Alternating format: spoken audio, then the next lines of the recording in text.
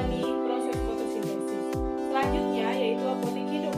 Apotek hidup adalah memanfaatkan sebagian tanah untuk ditanami tanaman obat-obatan untuk keperluan sehari-hari umum. Untuk diketahui bahwa banyak obat-obatan tradisional yang dapat digunakan untuk mengobati berbagai penyakit. Materi selanjutnya akan disampaikan oleh rekan saya yaitu Anissa Sundari. Terima kasih. Baiklah, saya akan melanjutkan materi yang selanjutnya. Banyaknya tanaman bermanfaat untuk penyembuhan dan pengobatan. Kemampuan menyembuhkan dan efek positif dari beberapa tanaman sebagai obat telah lama diketahui jauh sebelum para ilmuwan menemukan berbagai obat-obatan dengan bahan kimia. Anda juga dapat menanam dan menggunakan tanaman obat di rumah Anda sebagai apotek hidup. Kegiatan berkebun banyak manfaatnya, terutama bermanfaat untuk kesehatan tubuh, menghasilkan lingkungan yang sehat dan indah. Suatu rumah tentu akan tampak cantik bila mempunyai tanaman yang indah yang berisi berbagai tanaman yang cantik. Jangan sia-siakan lahan atau pekarangan Anda untuk membuat taman, tidak hanya dengan berbagai tanaman hias atau berbagai jenis bunga dan pohon buah. Anda juga dapat membuat taman menjadi apotek hidup yang akan berguna untuk seluruh keluarga. Itulah materi dari saya. Materi selanjutnya akan disampaikan oleh ujiannya.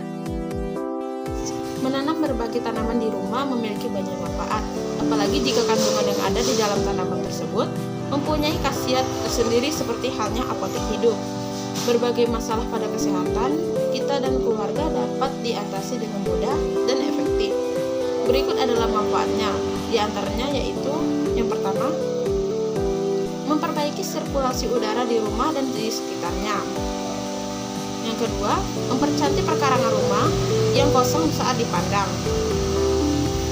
Yang ketiga, membantu mengatasi berbagai persoalan penyakit ringan hingga penyakit berat. Yang keempat, menghemat biaya berobat. Yang kelima, dapat melestarikan tanaman. Adapun fungsi apotek hidup bagi kesehatan manusia, yaitu yang pertama,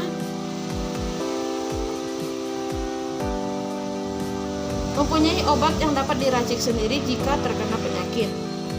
Yang kedua, obat yang digunakan adalah obat alami. Yang ketiga, adanya persediaan rempah untuk memasak.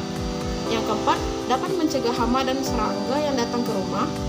Yang kelima, dapat menjadi sebagai tanaman hias.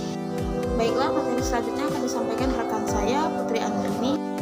Adapun pengelompokan tanaman apotek hidup terbagi dalam 5 kelompok, yaitu 1. Tanaman buah, yaitu tanaman penghasil buah dan biasanya dikonsumsi buahnya dan dimiliki khasiat sebagai obat.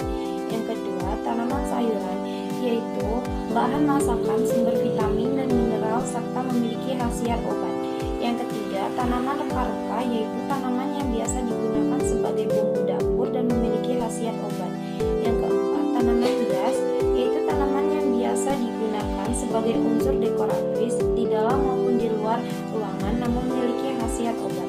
Yang kelima, yaitu tanaman yang berkhasiat obat selain dari tanaman buah, tanaman sayuran, tanaman rempah-rempah, dan tanaman hias. Assalamualaikum warahmatullahi wabarakatuh. Perkenalkan, nama saya Delvina Selvia. Saya berasal dari lokal PGMI 2E, NIM saya 21591045. Di sini saya akan menjelaskan tentang obat alami dan apotek hidup.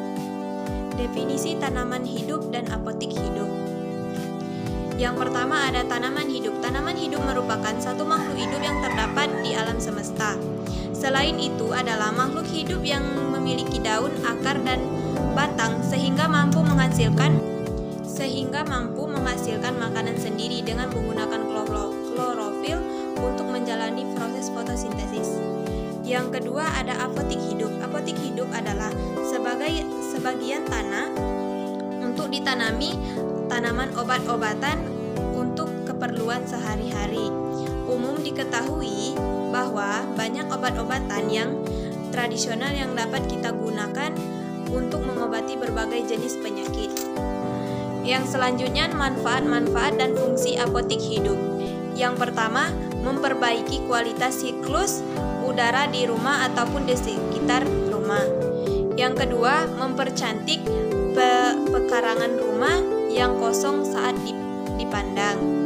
Yang ketiga, membantu mengatasi berbagai persoalan penyakit ringan hingga penyakit yang susah untuk diobati. Selanjutnya, menghemat biaya berobat ke rumah sakit.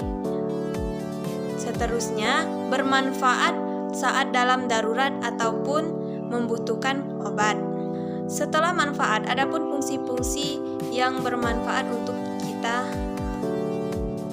Yang pertama adalah mempunyai obat yang dapat diracik sendiri untuk menghindari penyakit. Yang kedua, obat digunakan adalah obat alami sehingga obat yang kita pakai dapat membantu kita untuk menghindari penyakit-penyakit yang ada di dalam tubuh kita. Selanjutnya ada persediaan rempah-rempah yang untuk kita pakai saat dalam keadaan darurat. Selanjutnya, mencegah dan serangga datang ke rumah.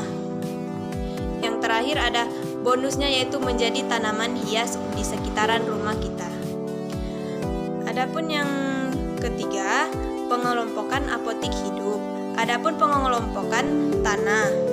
Adapun pengelompokan tanaman, apotik hidup terbagi menjadi 5, yaitu tanaman buah, yaitu tanaman yang biasanya kita makan ataupun dikonsumsi buah-buahannya. Tanaman rempah-rempah, yaitu tanaman yang kita dibutuhkan saat kita membutuhkan bumbu-bumbu dapur ataupun bumbu-bumbu yang kita perlukan untuk memasak. Dan adapun pengelompokannya itu yang terakhir ada tanaman hias, sehingga tanaman yang kita tanam di sekitaran rumah kita, baik itu bermanfaat bagi obat-obatan, penghias rumah, dan bumbu-bumbu dapur yang kita perlukan saat kita butuhkan. Contoh-contoh dari tanaman apotik hidup yang pertama, daun sirih, lengkuas, temulawak, buah-buahan, dan lain sebagainya. Baik, itulah penjelasan dari saya. Saya akhiri. Wassalamualaikum warahmatullahi wabarakatuh.